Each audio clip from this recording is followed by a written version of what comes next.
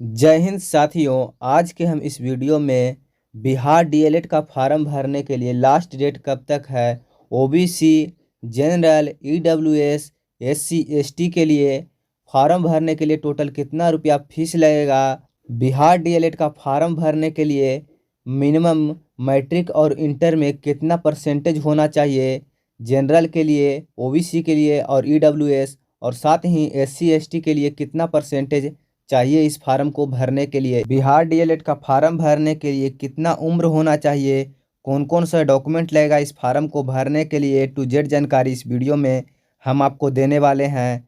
तो चलिए दोस्तों, वीडियो को सीधा स्टार्ट करते हैं। इस वीडियो को देखने के बाद आपको किसी और वीडियो को देखने का जरूरत नहीं पड़ेगा। तो चलिए सीधा हम वीडियो को स्टार्ट करते हैं। सबसे पहले आपको बता दें कि बिहार डीएलएड का फार्म भरने का तिथि 2 फरवरी से शुरू हो गया है और इसका लास्ट डेट 15 फरवरी तक है दोस्तों, जो कि 6 PM तक आपको ओनली फार्म भराएगा दोस्तों। और यहाँ पर जनरल, ओबीसी, ईडब्ल्यूएस के लिए इस फार्म को भरने के लिए कितना रुपया फीस लगेगा, तो 960 रुपया इस फार्म को भरने के लिए लगेगा। अगर आप एससी एसटी कैटेगरी में आते हैं दोस्तों, तो बिहार डीएलएड का फार्म भरने के लिए 760 रुपया लगेगा, टोटल रुपया आपको लगेगा। तो दोस्तों, बिहार डीएलएड फार्म को भरने के लिए आपका मिनिमम एज कितना होना चाहिए, तो आपको 17 साल यानी 17 ईयर्स आपको होना ज़रूरी है दोस्तों।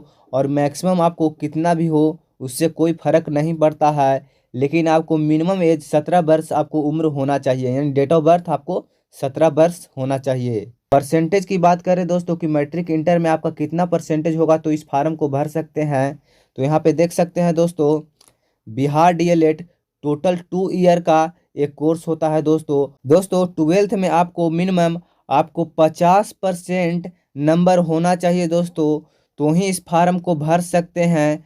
अगर आप एससी और एसटी कैटेगरी में आते हैं तो आपको 45% होना ज़रूरी है, तो ही इस फार्म को भर सकते हैं। यानी कि कहने का मतलब है दोस्तों, अगर आप ओबीसी में आते हैं दोस्तों, या फिर जनरल में आते हैं, या फिर ईडब्ल्यूएस में आते हैं, तो आपको इंटर में कम से कम 50% नंबर होना ज़रूरी है, तो ही इस फार्म को भर सकते हैं। अन्यथा आपको नहीं होगा 50% नंबर, तो आप इस फार्म को नहीं भर सकते हैं।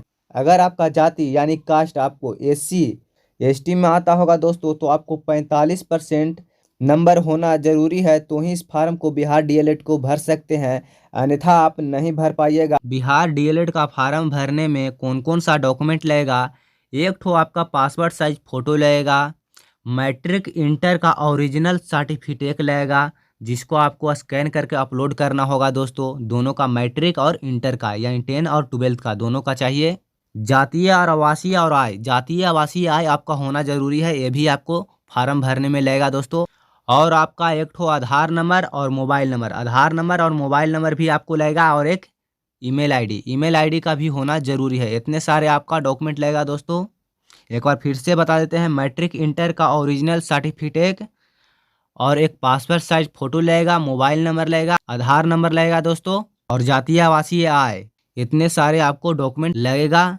तो आप फॉर्म ऑनलाइन करते समय इन सभी डॉक्यूमेंटों को आपको लेकर जाना होगा दोस्तों। तो चलिए दोस्तों, वीडियो को हम यहीं पर समाप्त करते हैं। अगर आप हमारे चैनल पे पहली बार आए होंगे तो वीडियो को लाइक करके, चैनल को सब्सक्राइब करके, साथ ही बेल नोटिफिकेशन को ऑन जरूर कर लीजिएगा। हम इसी तरह का वीडियो लाते रहते हैं।